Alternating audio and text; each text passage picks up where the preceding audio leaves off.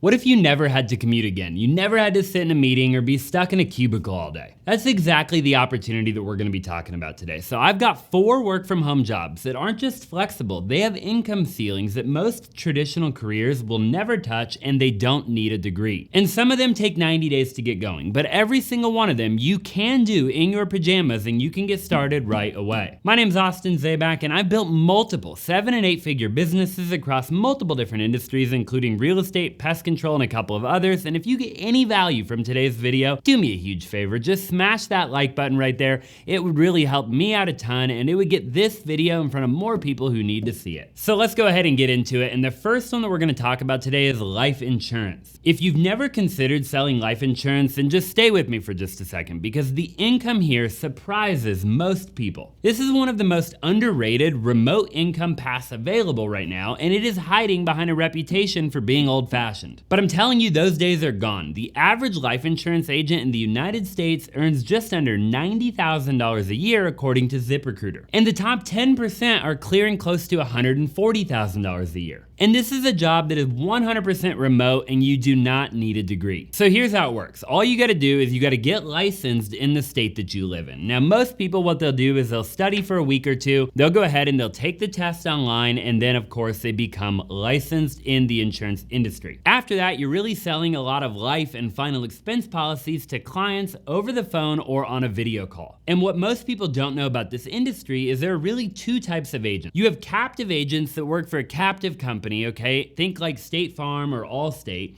And then you have non-captive agents, and these agents can offer policies from multiple different carriers. Think of them like a life insurance broker. And that matters because you're not pushing just one product, you're finding the best fit for every single person that you talk to on the phone. And that, in my opinion, is a better conversation, and it typically means better results because you're actually selling somebody what they truly need. Now, the commission structure is what makes this career very interesting, and is why I wanted to start it with number 1 in today's video. So agents typically earn anywhere from about 40% to 100% of the first year premium sold on a policy. So if a client is paying $1,200 a year for a policy, $100 a month, and your commission is, let's say, 75%, then that would be a $900 commission to you the moment you sell that policy. Now, what separates agents who make real money from the ones who quit in 90 days really comes down to one thing, and that is treating this like an actual business and not a job. And that means things like tracking your numbers, managing your time like it matters, because idle time in this business is going to cost you money. It also means constantly improving how you present and actually close policies, okay? The agents who hit 6 figures aren't necessarily the best salespeople in the room. They're the most consistent people in the room, and they're the people that just follow the script day in and day out. Now, the ceiling on this career is real, but so is the ramp up, okay? The first 90 days, you're in the learning phase. And after that, agents who stick with it and build their book are in a completely different income category. So the second job on today's list might come as a bit of a surprise, and that is a funeral sales specialist. Now, I think this one might be the most genuinely overlooked job on this entire list, and that data actually backs it up. There are somewhere between 15 and 19,000 funeral homes operating across the US right now. Cremation is now the most dominant end-of-life choice in the entire country. And every single one of those arrangements needs to be planned, discussed, and sold to a family before that moment actually arrives. And that is exactly where you could potentially come in. So a remote pre-need funeral sales specialist educates families about pre-arrangement plans, what they want, what it costs, and what happens when that time actually comes. And it's done entirely over the phone or video call or some sort of online consultation. You're not in a funeral home, and this is not aggressive sales. All you're doing is you're understanding what the client needs, you're explaining their options clearly and proficiently,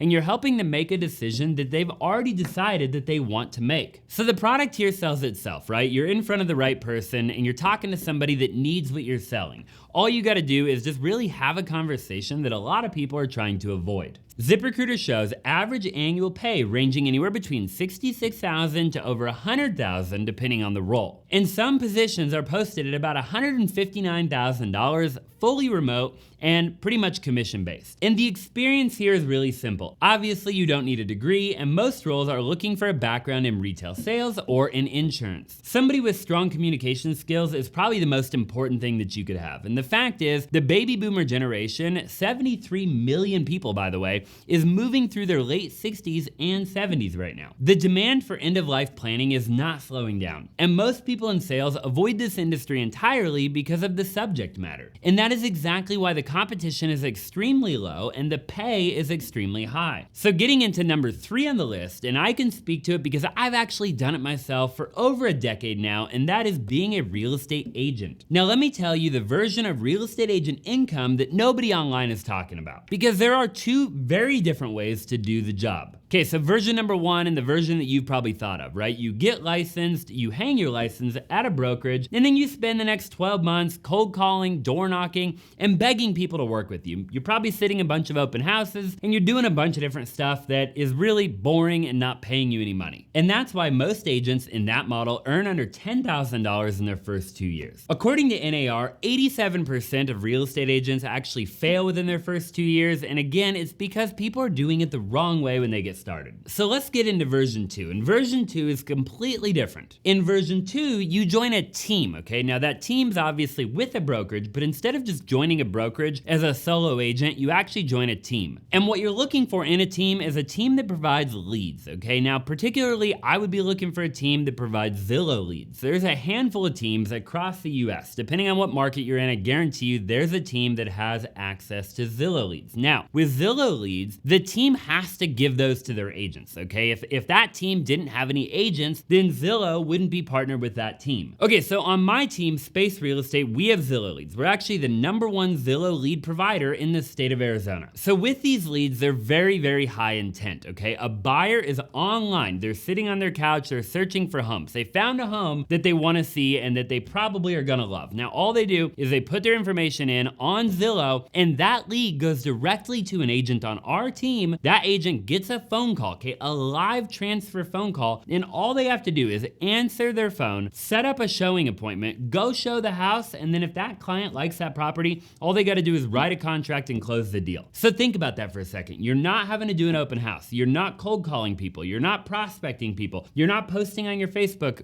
asking your friends and family to support you. You're not doing any of that crap. You're literally sitting at home waiting for your phone to ring, taking that phone call, showing a property at 4:30 in the afternoon, writing a contract, and then you're getting paid. Now that is a fundamentally different business than what most people picture when they think of retail real estate agents, okay? Again, most people, probably yourself included, were thinking about that first option that we talked about a little while ago. So let's just break down the numbers of what this could look like for you, okay? So the top 10% of agents earn over $125,000 a year. And high volume agents in markets that are maybe luxury markets or high-end markets earn several $100,000 a year. The median sits around $56,000, but you have to remember that that median is really skewed because it's factoring in a bunch of agents that don't make any money or that are doing option 1 that we talked about a little while ago. So you really kind of have to think about it as if, that number is really higher than it actually sounds. Okay, so the agents on high-performing teams with consistent lead flow are living in a completely different income bracket, and I know this firsthand because I have agents on my team that make $100,000,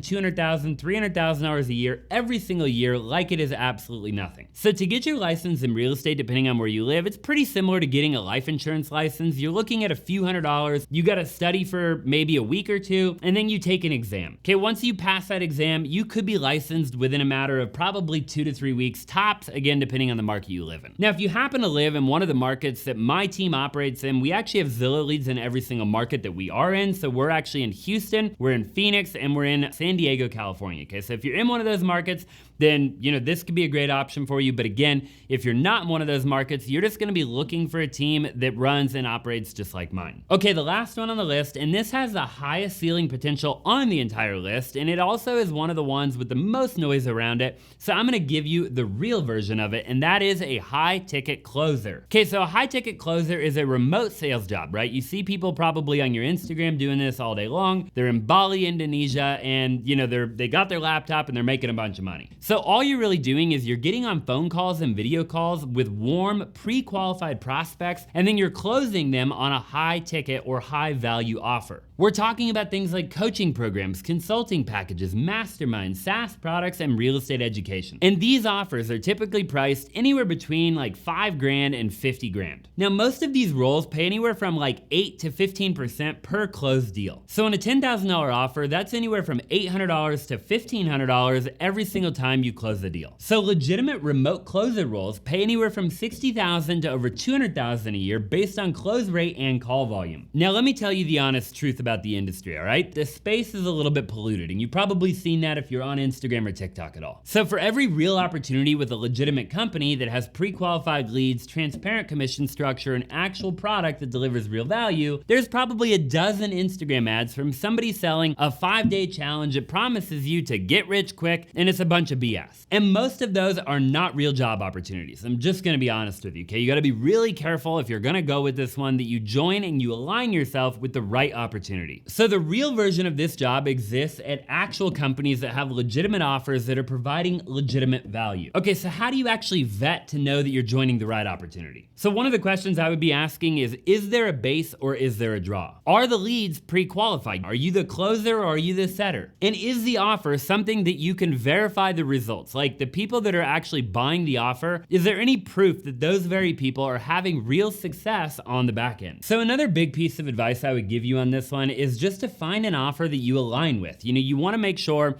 that if you're closing people and you're taking appointments and you're, wanting to make a lot of money, you need to kind of believe in the thing that you're selling, right? You can't really be selling something that you don't believe in at all yourself. And just for reference, I promise you, there's an offer out there in 2026 for literally everything, okay? If you wanna learn how to knit, I guarantee you there's a school community teaching you how to knit. If you wanna learn how to decorate a cake, there's a school community. I guarantee you there's somebody out there charging $997 probably, I can see it right now, of teaching people how to make a freaking cake. Okay, so let me give you a real example of somebody you probably heard of. So you've probably seen a girl by the name of Shelby Sapp on Instagram or TikTok. Now she started in door-to-door sales, and she says she was really good at door-to-door sales, but then she made the shift to remote high-ticket closing, okay? And by her early 20s, her net worth is publicly estimated to be about $10 million.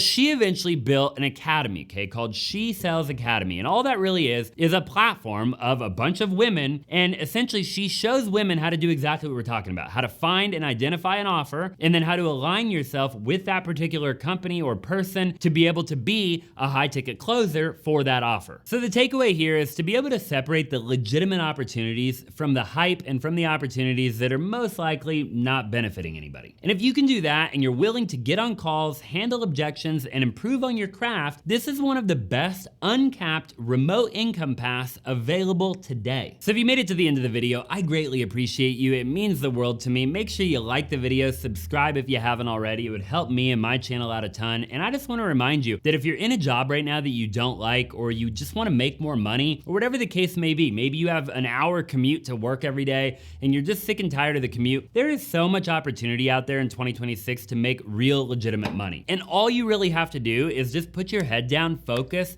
potentially learn a new skill or two, and just be consistent, okay? None of these opportunities are that incredibly difficult, but they all have the potential to make a really, really significant amount of money. Like I'm talking the amount of money that if you go all in could completely change your entire life and potentially change your entire family's life and change your name forever. Okay, so again, if you got any value, comment down below. Which one would you be thinking about getting into? Which one do you see yourself potentially making a lot of money with? And as always, I look forward to seeing you in the next video.